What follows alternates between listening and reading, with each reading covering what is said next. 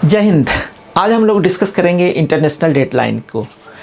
जब भी हम इंटरनेशनल डेडलाइन को बात करते हैं, इंटरनेशनल लाइन के बारे में डिस्कस करना चाहते हैं, तो दो इम्पॉर्टेंट आस्पेक्ट महत्वपूर्ण हो जाता है एग्ज़ाम के पॉइंट ऑफ व्यू से। इसमें सबसे पहला इम्पॉर्टेंट आस्पेक्ट हो जाता है कि इंटरनेशनल डेडलाइन का पोजीशंस कहाँ पे है और यह जगह जगह से मुड़ी हुई क्यों है। दूसरा इम्पॉर्टेंट आस्पेक्ट हो जाता है जब भी हम इंटरनेशनल डेडलाइन यानी अंतर्राष्ट्रीय तिथि रेखा को जब क्रॉस करते हैं तो 24 घंटे यानी एक दिन का अंतर क्यों आ जाता है। यानी अगर कोई भी बंदा लेफ़्ट साइड जाता है, लेफ़्ट साइड यानी कि ईस्ट साइड में जाता है, तो एक दिन आपका क्या हो जाता है, बढ़ जाता है। वहीं राइट साइड यानी वेस्ट साइड जाता है तो एक दिन क्या हो जाता है, घट जाता है। आखिर इसके पीछे लॉजिक क्या है, इसको हम लोग समझने का कोशिश करते हैं। तो सबसे पहला इम्पॉर्टेंट आस्पेक्ट है हमारा इंटरनेशनल डेडलाइन का पोजीशंस कहाँ पे है।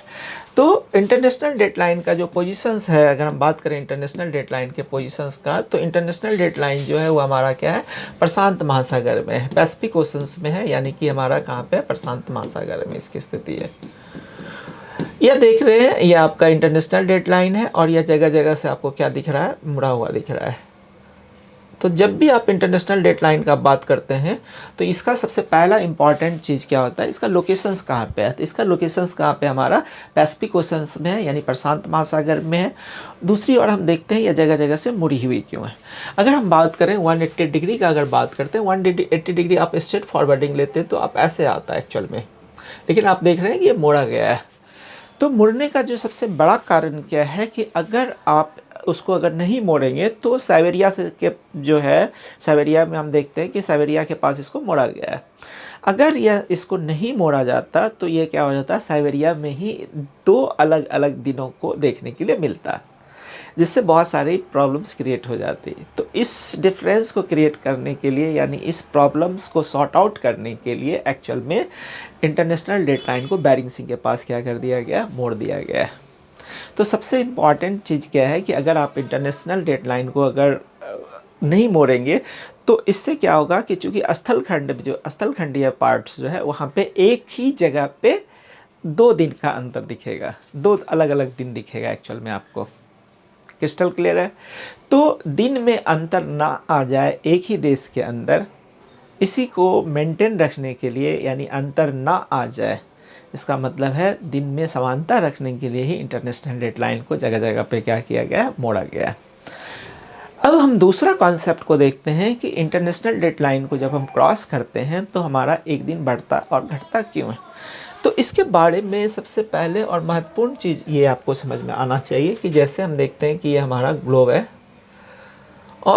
है और ये हमारा 0 डिग्री यानी कि हमारा ग्रीन विच टाइम है, यानी हम देखते हैं हमारा 0 डिग्री का है। 0 डिग्री के आप इस साइड आप जाते हैं तो आपको 12 घंटे का डिफरेंस इधर आता है, प्लस होता है। फिर हम इधर आते हैं तो हमारा 12 घंटे का, यानी हम ईस्ट की ओर जाते हैं तो 12 घंटे हमारा बढ़ता है और वेस्ट की ओर जाते हैं तो 12 घंटे हमारा क्या होता है, 12 घंटे हमारा इधर घटता है।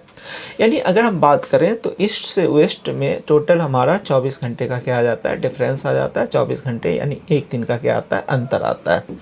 और यही कारण है कि यह 24 घंटे का जो डिफरेंस आता है यहाँ से वहाँ तक, यानी यहाँ से लेकर के यहाँ तक में 180 डिग्री का एंगल बनता है। यानी 180 डिग्री में आपको कितने का डिफरेंस क्रिएट हो जाता है, तो आपका 24 घंटे का डिफरेंस आ जाता है। यहाँ से यहाँ तक में कितने डिग्री का एंगल बना, 180 डिग्री का एंगल बना और 180 डिग्री में कितने का डिफरेंस आ गया, 24 घंटे यानी एक दिन का अंतर आ गया। और यही कारण है कि जब इंटरनेशनल डेडलाइन को आप क्रॉस करते हैं तो एक दिन का आपको क्या करना पड़ता है, एक दिन या तो बढ़ा हुआ दिखेगा और एक दिन आपको घटा हुआ दिखेगा। क्लियर है फ्रेंड्स। अब एक कॉन्सेप्ट और भी यहाँ पे ऐड ऑन कीजिए, और वह है हमारा कि जो हमारा मान लीजिए ये हमारा इंटरनेशनल डेडलाइन है 180 डिग्री है, तो 180 डिग्री के आप लेफ़्ट में जाएंगे, लेफ़्ट हमारा क्या होता है, यहाँ पे ईस्ट होता है।